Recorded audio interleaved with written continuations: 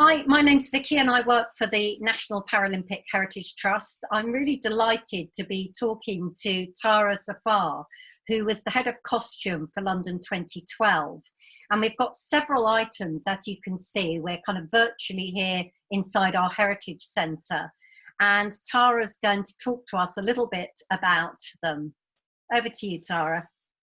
Hello, welcome. Well, it's really lovely to see some smashing things on display here. I can see some of the detail for the set that's there, but also the costume Bible, which is what I'm going to talk to you a little bit about now. So for each of the ceremonies, I was involved with the Olympic opening, closing and the Paralympic opening, closing ceremonies. We produce a costume Bible, which has all our reference for every costume we made for the show. So we have here one of the designs by Moritz Jung, who designed all the costumes for the ceremonies with his design. It was a costume that was in the navigation section. The people here, they wore these costumes with a harness, and they puppeteered some books that opened and closed. So they looked like a bit like seagulls, and created some wonderful 3D elements for the section. So on the other side from the drawing is all of the information. So what we do is we capture everything that we've done, everything that ends up being worn in this book. So it includes information about where we got the fabric, what colour was the fabric, was it dyed, was it printed, who made the costume, whether it was done in a factory or in our workshop at 3 Mills, including information about shoes, book, gloves, harnesses, whether we need to do anything, work with the technical department, whether people were flying through the air, we had to put all of that information down. So this is a record for us, so that we knew what we were doing for the show, but it's now this wonderful kind of historical document of all the costumes for the show. We had a cast of about just under 4,000 people for this, but for all 4 ceremonies, we had a cast of about 17,000. So we manufactured 23,000 full costumes for all 4 ceremonies. We have to create more costumes than cast members because we have to manufacture them before we know who's wearing them.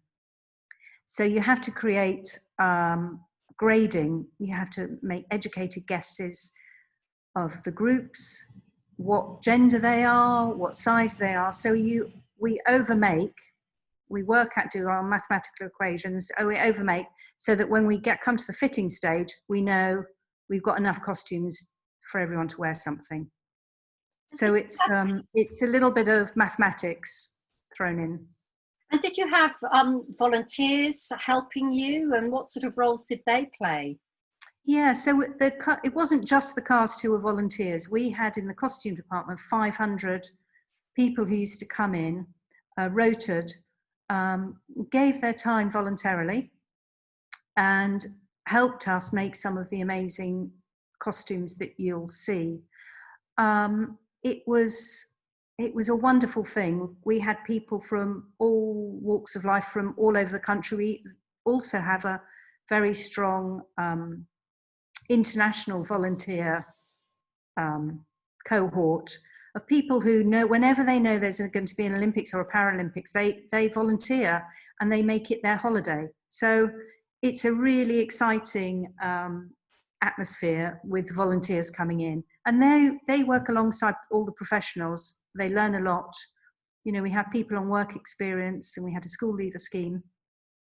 So, you know, I took all my career to end up heading up the Olympics costume department, but some people, it was their first job out of college. You know, it was a very lucky time for a lot of people who kind of hit their career right at the start in an amazing high. So it was great fun. And how did it, I imagine on the actual night, the opening ceremony, that you were busy backstage everywhere, so you didn't get to see it. But How did it feel being backstage, and how did it feel when you eventually did get to see it? Or maybe you must have seen some of the rehearsals. How was that for you? Yeah, it was extraordinary, but it's a very large stadium and we use all the entrances. So you might have cast members coming in from the north of the stadium or the south of the stadium, and on each entrance we have people checking that the costumes are correct, that from the travelling from the dressing rooms to the side of the stage, that things haven't kind of gone lopsided and what have you. So there's a lot of running around. So during the show, I was kind of knowing where each group was coming into the stadium. I'd be trying to be there and make sure everyone's all right. It's you get very fit working on a ceremonies. You know, there's a lot of walking and a lot kind of running around. So everyone is so excited.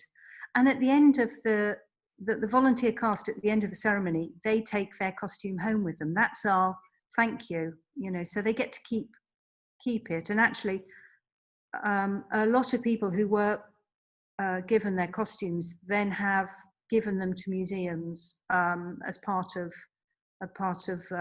some kind of heritage thing. So it's very exciting. So they are super excited, the volunteers, and the train journey back from Stratford after the show, it was just incredible. Apparently we were still running around because after the opening ceremony, the next day there are track events, so everything you saw in the stadium had to be cleared out that night and everything had to be spotless. You know, we couldn't leave anything behind. You couldn't have a mark on the track or on the grass, you know, the shot put, the long jump, you know, everything had to be clear. And there were events, you know, it's, as much as we'd like to think it's about the ceremony and the opening ceremony or the closing ceremony, it's not. It's about people who have worked very hard for a long time to be there and to participate in the events. So it's after the show that we had a big get out to do from the stadium. So it was hard work, a long night. I bet you didn't get out until the early hours of the morning. Yeah. It was quite a long one, but we did make sure that we would have shifts. People worked in shifts, so that we were kind of trying to look after everybody, and there was a canteen on site and all of that sort of thing. So everyone does get looked after as much as possible. So, but it is tiring. But the adrenaline, it's amazing. It's amazing. How do you feel when you look back at that opening ceremony again now? How do you feel about that? I feel it's very proud. You know, I'm a Londoner, and when I heard that it was all coming to London, I just knew I had to kind of get on the gig. You know, how could I not? It was, you know, I've done ceremonies before. I was very excited, and the people that we met along the way were all at the top of their game. You know, you had performers who were all at the top of their game. You know, got the athletes. You know, Stephen Hawkins opened the ceremony. You know, that in itself was absolutely extraordinary. And he wrote what he wanted to say. You know, it's a wonderful thing to be part of. Brilliant. Well, it was an amazing ceremony, and I think it's one of the most extraordinary ceremonies there's ever been. So well done, and thank you so much, Tahra, for sharing some of your story with us. It's an absolute pleasure. Many thanks. Bye-bye.